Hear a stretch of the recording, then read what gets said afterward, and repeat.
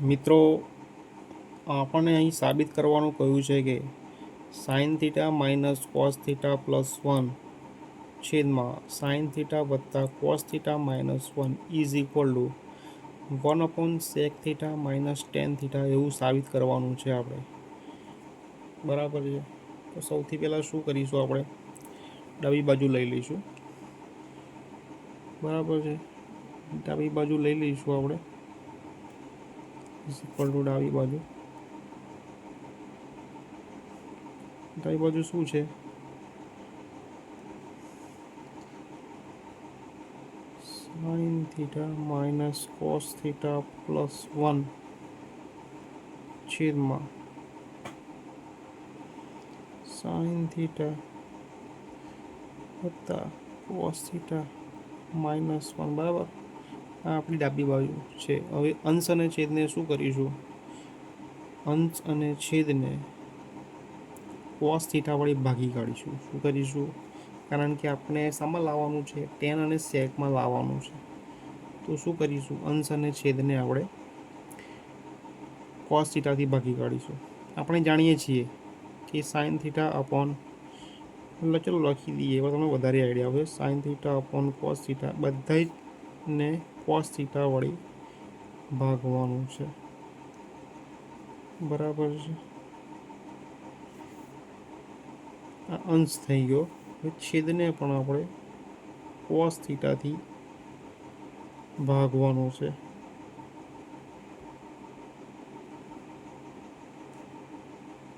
જેને ખ્યાલ ના આવતો એના માટે છે, જેને ખ્યાલ આવે છે એના માટે નથી. બરાબર છે. ઓકે. હવે શું કરીશું? આપણે જાણીએ છીએ, વી નો ધેટ સાઇન થીટા પણ કોસ થીટા શું થશે? Tan theta. સૂત્રો ખબર છે મિત્રો? સાઇન થીટા પણ કોસ થીટા શું થાય? સાઇન થીટાના છેદમાં કોસ થીટા હોય તો ટેન થીટા થાય. કોસ થીટા છે છેદમાં એટલે ઉડી જશે, એટલે એક રહેશે. અને 1/cos થીટા શું થશે?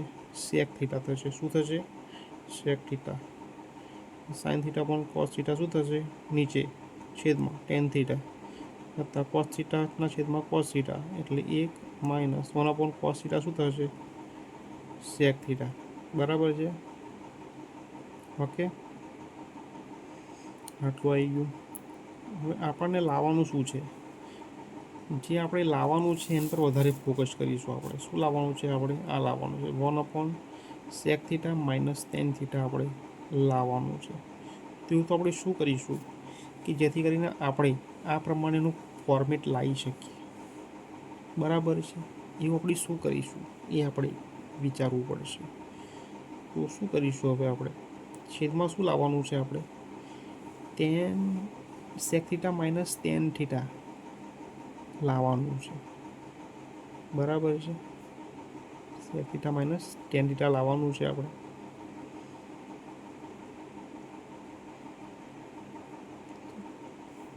Tan theta minus sec theta જે લાવવાનું છે આપણે,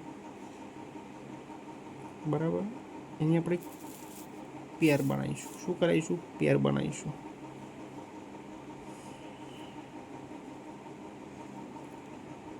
બરાબર. તો શું કરીશું? જુઓ, છેદમાં શું કરીશું? આપણે એ શું છે? Tan theta minus sec theta છે.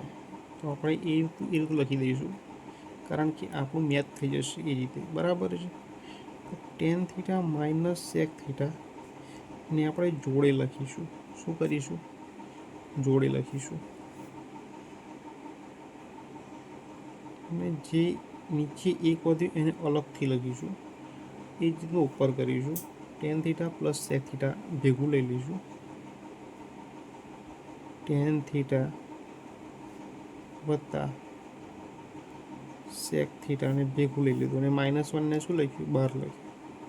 બરાબર. અંશમાં અને છેદમાં આ અલગ અલગ છે. બરાબર છે. હવે શું કરીશું? હવે બુદ્ધિ વાપરવાની છે આપણે કે આપણે શું લાવવાનું છે. શું લાવવાનું છે? આપણે sec theta minus tan theta છેદમાં લાવવાનું છે. બરાબર. તો હવે શું કરીશું? આવી ગયો આપણી જોડે. હવે શું કરીશું આપણે, ઉપર નીચે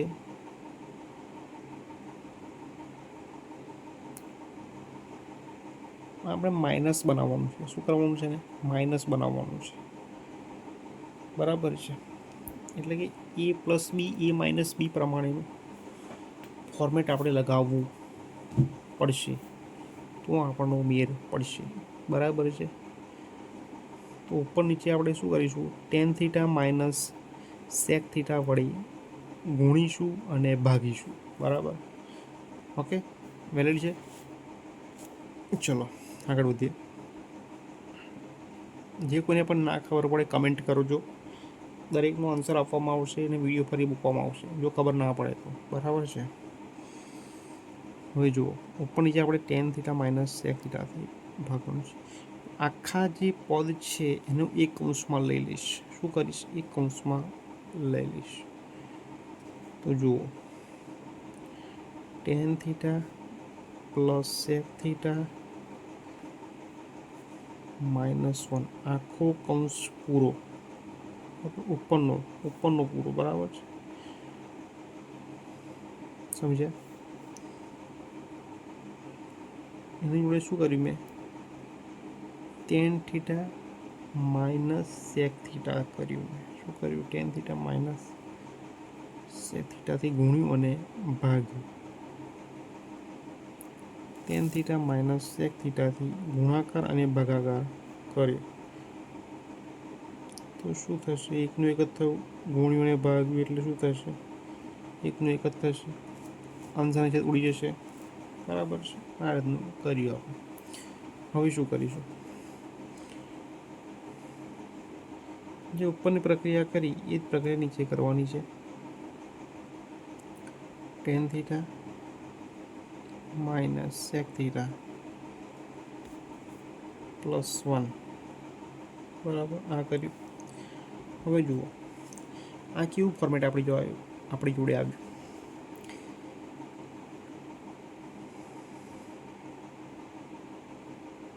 હવે શું કરીશું, એ પ્લસ બી અને એ માઇનસ બી એ પ્રકારનું ફોર્મેટ આવ્યું. હવે અલગ અલગ બેને ગુણી કાઢીશું. જુઓ, હા કેવું પ્રકાર છે, એ ધારો કે ટેન થીટાને એ ધારી લો અને સેક થીટાને બી ધારી લો, તો એ પ્લસ બી -1 અને એ માઇનસ બી.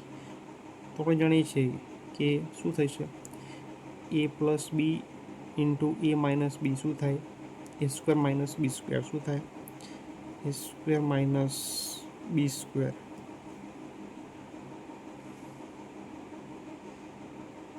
એટલે tan square minus sec square એવું થશે, બરાબર છે. ઓકે, સમજાણું. ઓકે, માઇનસ શું આવશે, -1 આની સાથે ગુણાશે, આખા પદ સાથે -1. જુઓ, આ આખું પદ તો આની સાથે ગુણાઈ જ ગયું છે, -1 કોની સાથે ગુણાશે, આની જોડે ગુણાશે, એટલે શું થશે, tan theta minus sec theta, બરાબર. આ એનું એ રહેશે. ઓકે, જોડે કૌંસ છોડ્યું નથી, બરાબર છે, કૌંસમાં જ. હવે છેદમાં શું થશે, આપણે જોઈએ,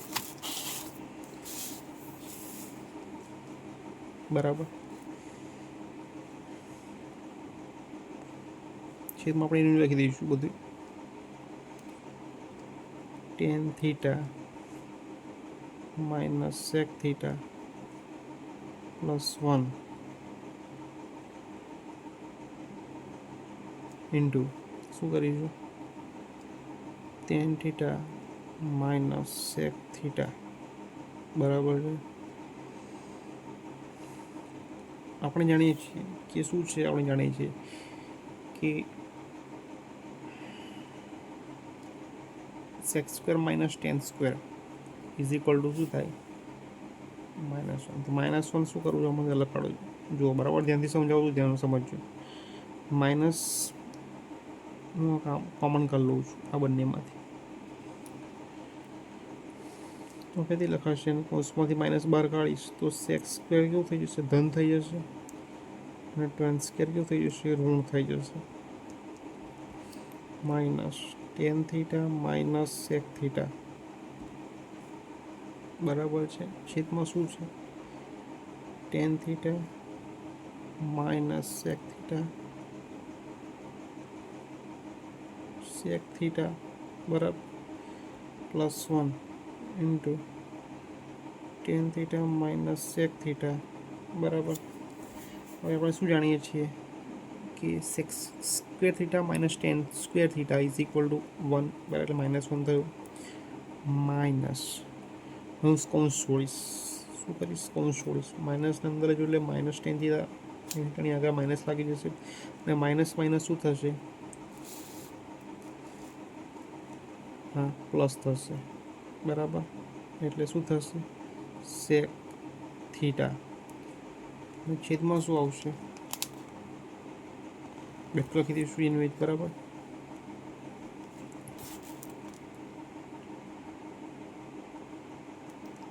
ten theta minus sec theta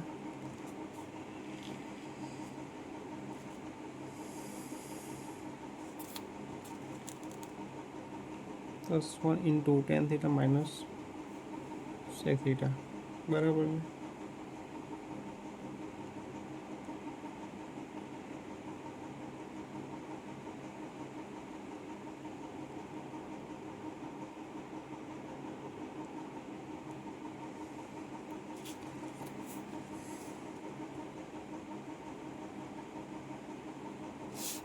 બેઠું લખીશું નીચે બરાબર છે. Tan theta minus sec theta plus 1 into tan theta minus sec theta બરાબર. સમજાણું? ના સમજાણું તો કહેજો બરાબર.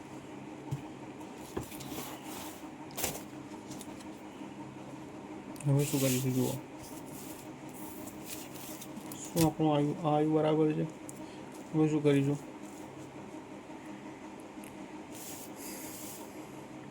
ઇઝ ઇક્વલ ટુ કરીશું બરાબર. જે ઉપરનું આવ્યું છે -1 બરાબર છે, એને tan theta minus sec theta કરી લઈશું.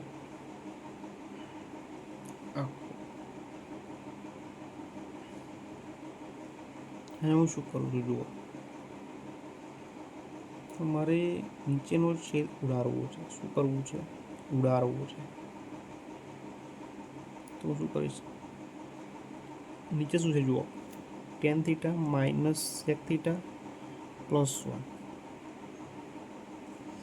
તો ઉપરથી શું કરીશ? માઇનસ કોમન કાઢી લઈશ. જો માઇનસ કોમન કાઢીશ તો શું થશે? બધામાંથી અને જે ટેન થીટા છે એ માઇનસ છે તો કેવું થઈ જશે? કૌંસમાં લખીશ માઇનસ બહાર કાઢી. ટેન થીટા પોઝિટિવ થઈ જશે માઇનસ. હવે સેક થીટા છે એ ઋણ છે તો માઇનસ બહાર કાઢવું તો સેક થીટા કેવું? ઋણ થઈ જશે બરાબર છે. અને આ જે આ એક છે એ ઋણ છે, માઇનસ બહાર કાઢ્યું એટલે ધન થઈ જશે. સમજી ગયા? નિયમ યાદ છે તમને? ઓછા ઓછા વત્તા વત્તા વત્તા વત્તા બરાબર છે. ઓછા વત્તા ઓછા વત્તા ઓછા ઓછા બરાબર. ના નિયમ ખબર હોય તો યાદ કરી લેજો બરાબર છે. હું શું કરું છું? આખો કોમન આ મેં બહાર કાઢી લીધું. શું કરવા બહાર કાઢ્યું? તમને ખબર પડી? ઉડાડવા માટે. શું કરવા માટે? નીચેની જે સંખ્યા સરખી આવે છે એને આપણે ઉડાડવાની છે એટલે આપણે બહાર કાઢ્યું. નીચેનું બેઠું લખી દઈશું બીજું બધું બરાબર. તો જુઓ આ શું થશે? સરખી સરખી એટલે ઉડી જશે. આ ઉડી ગયું, આ ઉડી ગયું બરાબર. તો ઉપર શું વધ્યું? માઇનસ વધ્યું. માઇનસ ભગવાન તો બધે હોય જ એટલે માઇનસ એક તો રહ્યો જ. કશું ના હોય એટલે શું લખવાનું? 1 લખવાનું, 0 નહીં લખવાનું. સમજ્યા? કારણ કે એકના ગુણાંકમાં છે. કોઈ પણ સંખ્યા એકના ગુણાકારમાં 1 તો હોય જ બરાબર. અને શું વધ્યું? Tan theta minus sec theta આપણે જે સાબિત કરવાનું હતું એ આપણે સાબિત કરી દીધું. હવે માઇનસ આપણે શું લાવવાનું હતું, આપણે સાબિત શું કરવાનું હતું, જુઓ આપણે આ સાબિત કરવાનું 1 sec θ માઇનસ tan θ. તો શું કરીશું, -1 ની આગળ જે નિશાની છે માઇનસ એને નીચે આપી દઈશ. હું નીચે આપીશ એટલે ઉપર નીચે શું કરું છું, -1થી ગુણું છું. શું કરું છું, ટૂંકમાં -1થી ગુણું છું, બરાબર. ઉપર જે -1થી ગુણું તો ઓછા ઓછા વધતા થઈ જાય. શું થઈ જાય, -1થી ગુણું ના ખબર પડે તો જુઓ, -1થી ઉપર ગુણું છું અને -1થી નીચે ગુણું છું તો શું થશે, tan θ માઇનસ sec θ, બરાબર. ઓછા ઓછા શું થશે, વધતા. માઇનસને ટેનથી ગુણું છું તો minus minus minus plus, sec θ ધન થશે અને tan θ માઇનસ થશે. જે આપણે જવાબ લાવવાનો હતો, જે આપણી RHS છે. શું છે, RHS જમણી બાજુ, બરાબર. એ સાબિત કરવાનું તો આપણે એ સાબિત કરી નાખ્યું છે, બરાબર. જો મિત્રો ગણિતનો નિયમ છે, આપણે સાબિત કરવાનું કે આપણે આવ્યું છે, બરાબર. 1 sec θ માઇનસ tan θ એ આપણે અહીં સાબિત કરી દીધું છે, બરાબર. શું લાવવાનું છે, તમને મગજમાં ફિટ કરવાનું હોય હંમેશા, તો તમે કોઈ પણ વસ્તુના મૂળમાં પહોંચી શકશો. એ તમે લાવવાનું છે, તમારે મગજમાં રાખવાનું રહેશે. જો ગણિતના નિયમો તમને ખબર ના હોય તો તમને સમજાવી દઉં કે શું હોય છે. આપણે જુઓ, બે સંખ્યાની નિશાનીઓ સરખી હોય, પ્લસ પ્લસ, તો એનો જવાબ શું આવે, પ્લસ આવે. માઇનસ માઇનસ હોય તો માઇનસ આવે, બરાબર. એક ઓછા વત્તા હોય તો ઓછા જ આવે, વત્તા ઓછા હોય તો ઓછા આવે, બરાબર છે. બે નિશાનીઓ સરખી તો શું થાય, બે નિશાની સરખી હોય તો સરવાળો થાય, એટલે આ નિશાની પ્લસ આવે, એમ ધનની સાઇન આવે, બરાબર. અલગ અલગ નિશાની ઋણ હોય અને એક સંખ્યા ધન હોય ગુણાકારમાં, તો એની ગુણાકાર પણ ઋણ જ આવે.